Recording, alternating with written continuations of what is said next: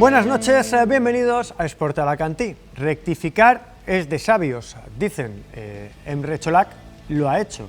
No en cuanto a los motivos, que son muy lícitos y comprensibles, sino en cuanto a las formas. Así que vuelta atrás, en el caso Emre, al menos a estas horas. Quién sabe si todavía queda algún capítulo. Vamos al lío.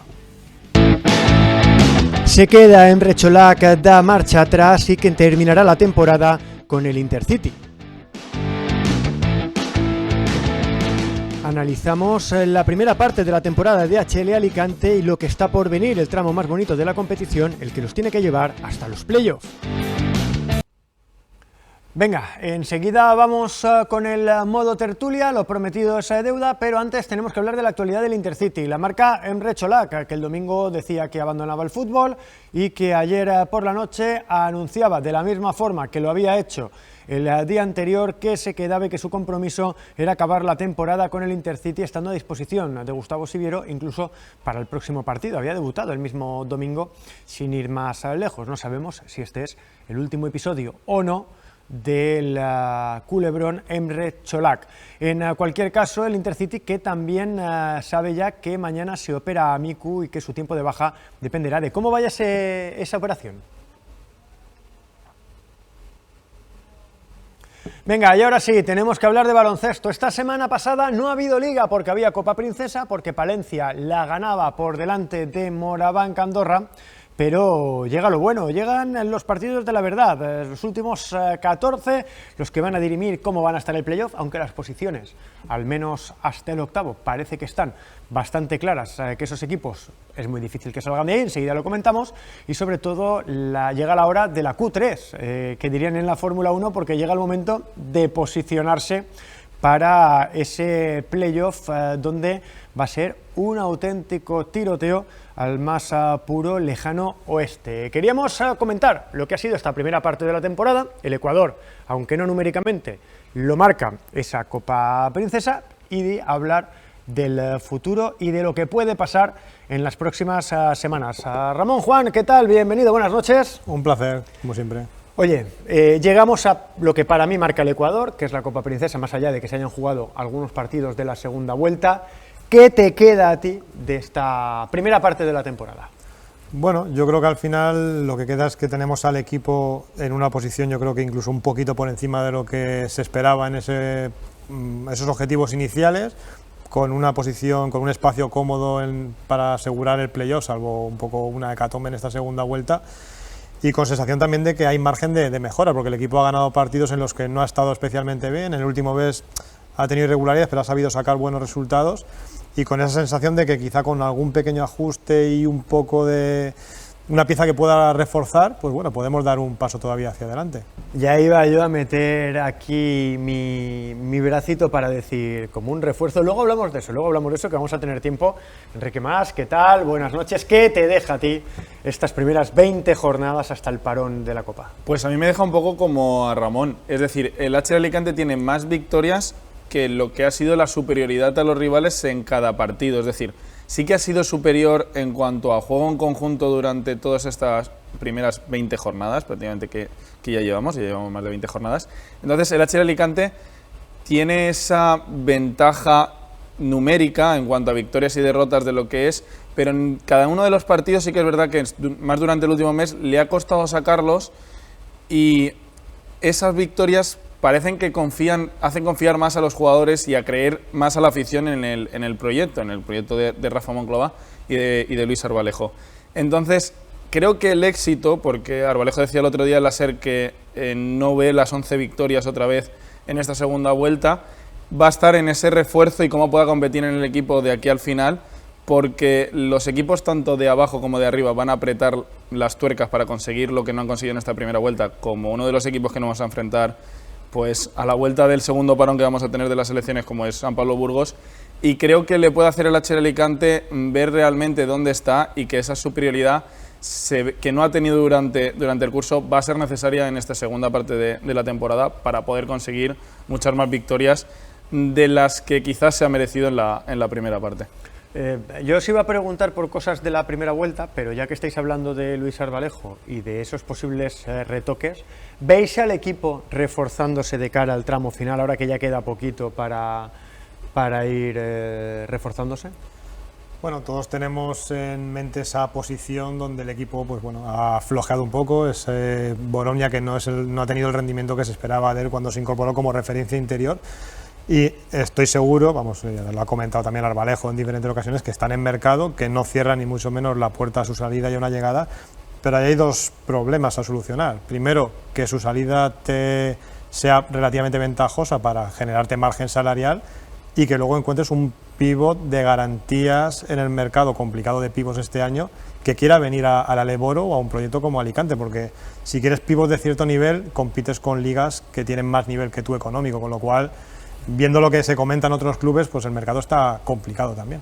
Hay quien dice, y os traslado la pregunta a los dos, que bueno, es verdad que lo de Borovniak no ha sido al final el pívot decisivo y el jugador que debe de estar marcando ofensivamente cómo juega el equipo, pero que igual si acaba saliendo puedes traer a un jugador que no te aporte lo que se presupone que te tenía que aportar Borovniak, pero te puede aportar más de lo que te está aportando Borovniak, es decir, sumar algo más aunque no sea al nivel de lo que esperabas de Sasha Borovniak. Claro, pero creo que el HL Alicante en esa posición tiene algo así como un salvavidas, o por lo menos si te tiras al vacío tienes a un sitio donde tirarte, que es Youssouf Traoré.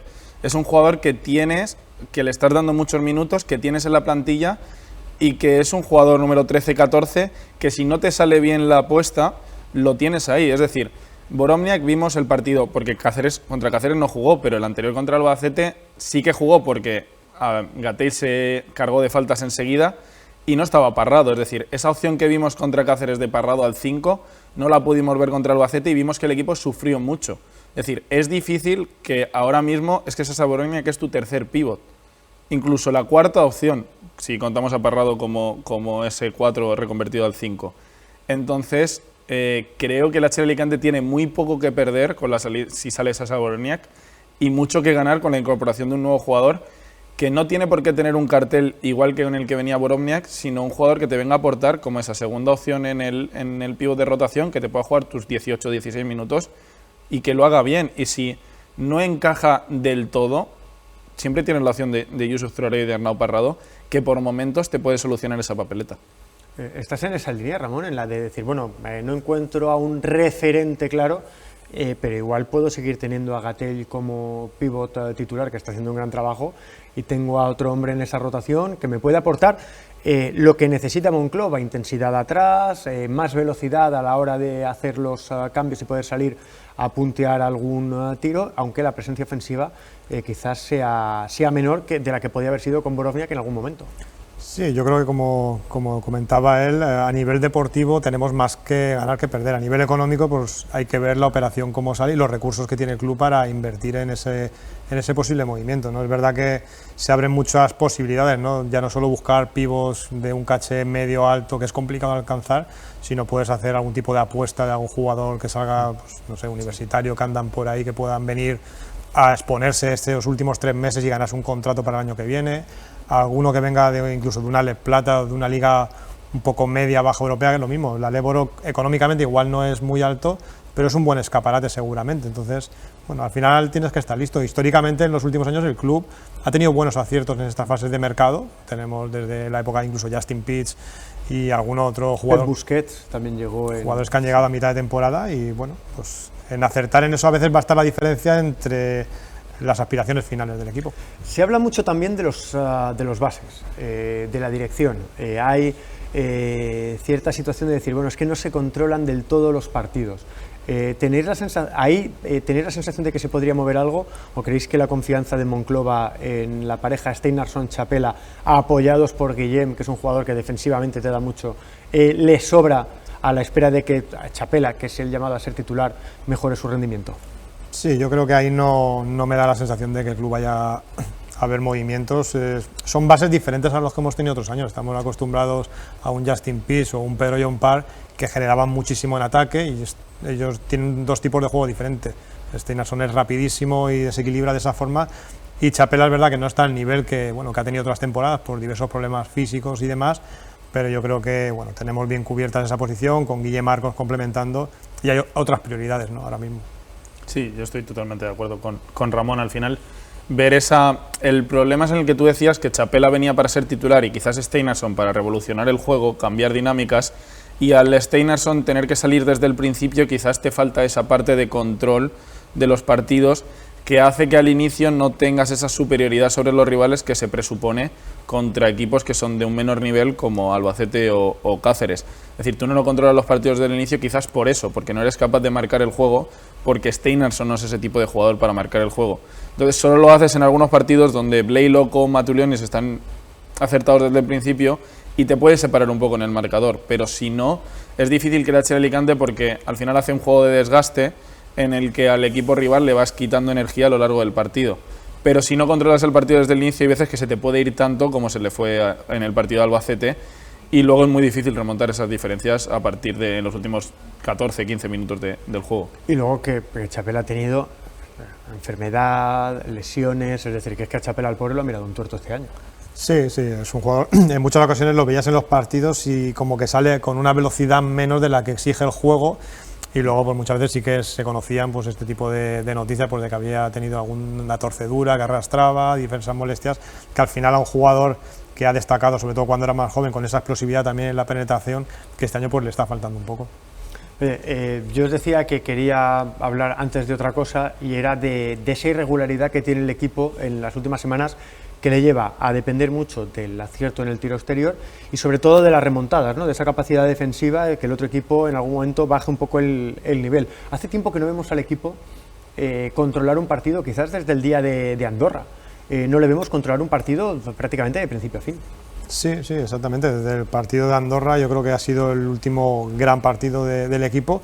Luego, la verdad es que el equipo, pues con esas irregularidades, pues ha sabido moverse en esos partidos extraños en los que parece que no, y recordaba también otra época en los que tú como aficionado tienes la sensación de que el equipo sí que se va a enganchar, nunca va a perder la cara y va a tener su momento. Su momento es, pues bueno, el otro día fue Boronin, que apareció y anotó, otro día es Blaylock, otro día es la garra de Gatell, el factor de jugar en casa, que pues se nota también en estos ayuda partidos. mucho a este equipo.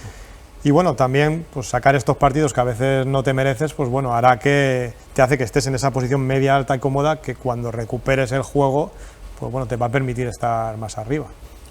Es una obviedad, que el equipo ha perdido un poco de control sobre el partido, empieza bien, luego de repente se ve abajo y le toca remar. Sí, igual son esas improvisaciones por lo que es el daño físico que tienen algunos jugadores, que les hace rendir a un nivel más bajo, como el otro día también nos enterábamos de que Rakocevic también había estado tocado, y quizás le hace estar a un nivel inferior del que debería desde el inicio, y puede ser también un poco de plan. Los rivales también juegan, es decir, siempre nos centramos mucho en el HL Alicante, pero los rivales quizás le han pillado el punto al principio del inicio de los partidos al HL Alicante, y es verdad que venimos en muchos partidos sacando el mismo quinteto inicial. No sé si la rotación se está como estancando o cayendo en roles muy fijos, que hace que el equipo rival pueda ser previsible, el HL Alicante, el equipo rival, y solo con improvisaciones como el otro día Arnau Parrado de 5, que sí que le dio otra imagen al HL Alicante contra Cáceres,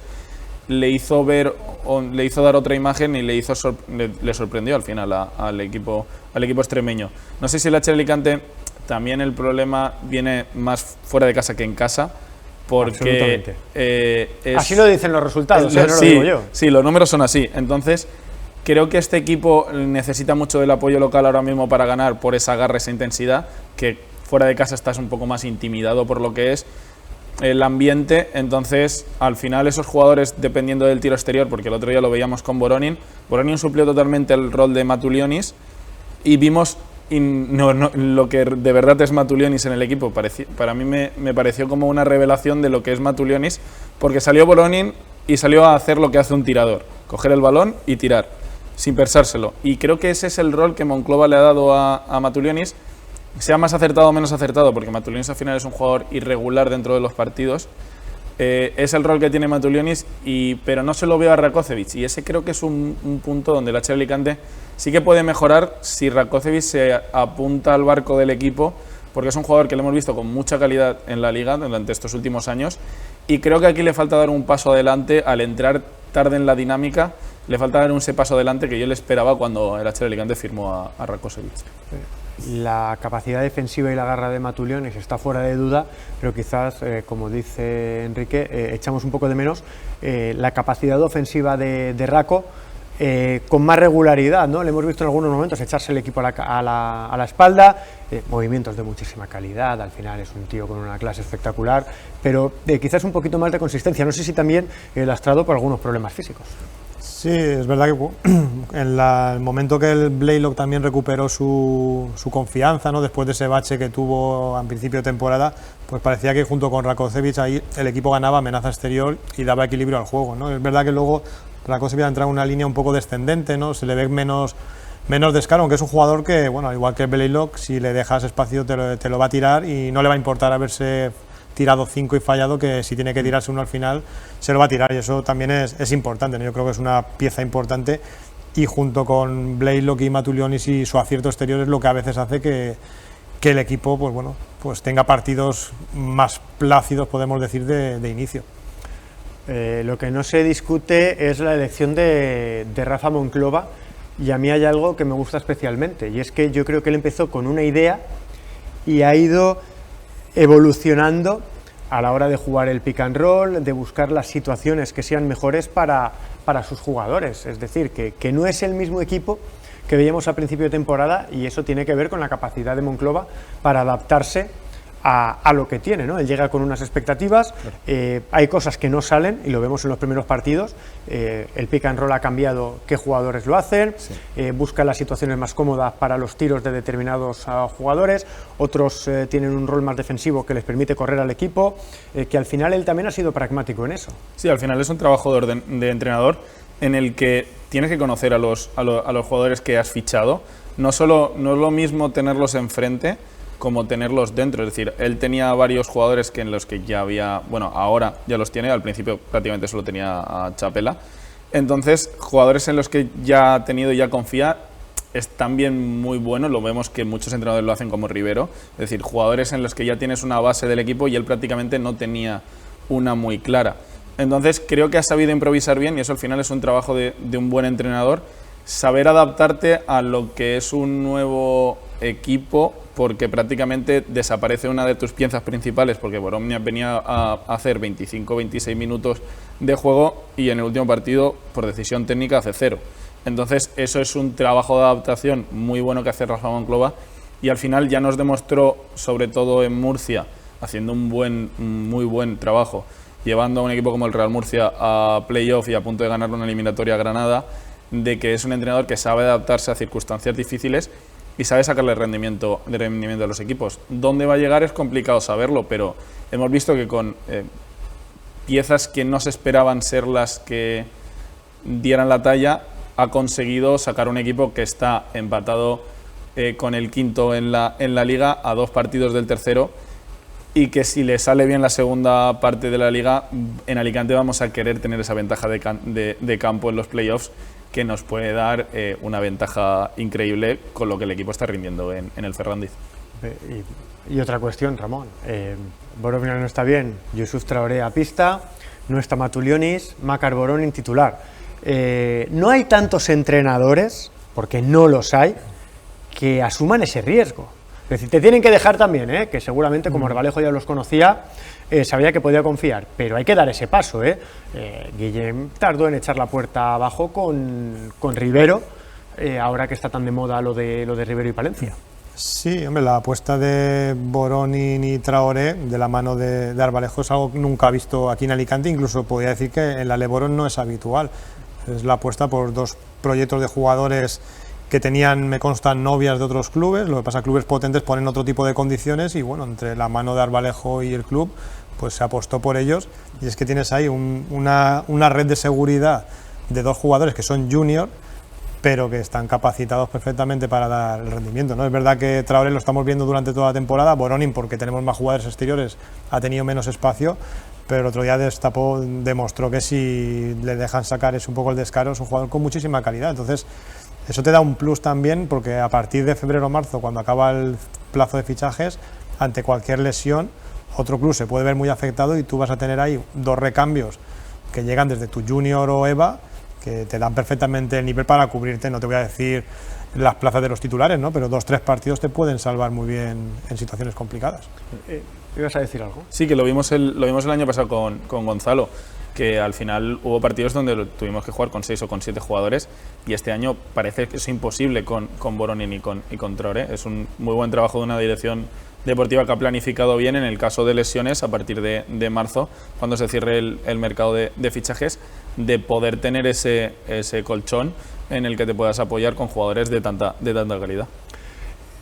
De lo que ha pasado, la última, ¿qué jugador viene a la cabeza cuando tenéis que nombrar a alguien que os haya parecido mejor jugador de hasta ahora de HLA para vosotros, y por qué? Bueno, no sé, seguramente no es el pensado por espectacularidad, pero yo creo que Edu Gatell ha ganado el respeto de todos, porque además, bueno, es un jugador que venía con un rol secundario en los equipos anteriores, como pívot de rotación, y que ahora mismo tú lo ves en cancha y las miradas con Monclova es de estoy un poco cansado, sácame 5 minutos, ya he recuperado, necesito volver, y es la absoluta referencia, aparte de la garra que tiene y lo que conecta con la gente, ¿no? Desde que ha dejado la fontanería le va muy bien al bueno de Edu Gatell. ¿Un nombre? Y es que tendré que destacar a otro porque me lo ha robado Ramón, porque yo también estoy de acuerdo que Edu Gatell ha sido el jugador más importante. Ramón es el Joan Faner de los nombres, Sí, te lo ha robado sí, sin darte cuenta. Me lo ha robado la cartera. Pero yo destacaría a Sean McDonnell, porque es un jugador que siempre está cumpliendo. No es el jugador más espectacular, no es el jugador que quizás te va a terminar ganando un partido, que lo puede hacer perfectamente, pero es el jugador que siempre te mantiene al equipo en la pista. Es decir, siempre es capaz de anotar, siempre es capaz de rebotear, siempre lo hace quizás fuera de los focos, sin acciones tan espectaculares como pueden ser de Blaylock o como pueden ser los mates de Gatell, que a la afición le encienden, y creo que es un jugador que un poco en la sombra es capaz de darte mucho el equipo, tanto en defensa como en ataque, y sumar en todos los aspectos de juego a un nivel muy bueno. Es verdad que lo preveíamos de Sean McDonnell viendo los otros años en Oviedo, pero a mí me está gustando mucho cómo ha encajado, y quizás sí que le doy esa medalla de plata después de la de oro que tiene ahora mismo Gatell. Hablaba con Enrique antes de empezar el programa, que se ha venido aquí a merendar a la Cantí Televisión, de lo que viene ahora. De los próximos 6 partidos hay 5 rivales directos. Es un mes y medio para que quedes más o menos, o puedas tener claro dónde vas a estar aproximadamente a final de temporada, porque son partidos que va a sumar uno y no va a sumar otro de los rivales directos. Sí, y un poco para ver si realmente estás en la línea de poder competir contra cualquiera de esos equipos en playoff, porque en la primera vuelta, por ejemplo, Palencia nos borró aquí, en Coruña y en Valladolid, pues bueno, tampoco tuvimos muchas opciones. Entonces es el momento de ver realmente, más que a veces si ganar o perder, porque yo creo que el playoff más o menos podemos considerar que va a estar asegurado, el ver un poco de cara al playoff que te va a tocar con cualquiera de ellos, porque va a ser un poco lotería, si realmente puedes estar a nivel de competirles. Yo ya sé lo que vas a decir, pero díselo al resto de la gente que no estaba aquí en la merienda. Pues que el HL Alicante se enfrenta contra 5 de los 8 mejores rivales, y tenemos que ver cómo compiten fuera de casa, pero al final va a marcar mucho. Yo creo que hay 2 equipos fuera en otra liga, que son Andorra y Palencia, pero creo que el HL Alicante tiene muchos partidos en casa contra esos equipos como Lleida, como Valladolid, como Coruña, que le puede dar otra imagen al HL Alicante, porque creo que en casa compite muy bien, es uno de los mejores equipos. Seguramente si tengamos que poner al HL Alicante entre los equipos en casa, yo creo que está entre los 3-4 mejores equipos de la liga. La diferencia es fuera. Vamos a ver cómo está el HL Alicante, y con un refuerzo más se puede ver, si se acierta un poco con ese refuerzo, se puede ver muy beneficiado y en la parte de arriba de la tabla, seguro. Ahora sí que es la última. Oye, el viernes se le puede dar un susto a Palencia. Rapidísimo, esto es un contraataque. Bueno, yo creo que si se le puede dar, yo creo que ahora es el mejor momento con esa resaca, esa euforia que todavía arrastran de la Copa, aunque hablando de un equipo de Rivero, pues bueno, creo que es complicado imaginar que baje la guardia. Enrique. La esperanza es lo último que se pierde, es decir, a ganar. Ahí lo tienen, amigos. Muchas gracias por haber estado con nosotros. Como siempre, disfrutando muchísimo de hablar de baloncesto. A ver si la próxima semana que hablemos estamos hablando de un HLA que ha dado la sorpresa en Palencia. Un placer. Ojalá. Nosotros nos marchamos. Mañana ya sabéis que aparca en la puerta la Loloneta. Lolo Escobar, protagonista en Sport Alacantí. Eso será mañana. Disfruten de lo que queda de martes. Sean felices. Buenas noches.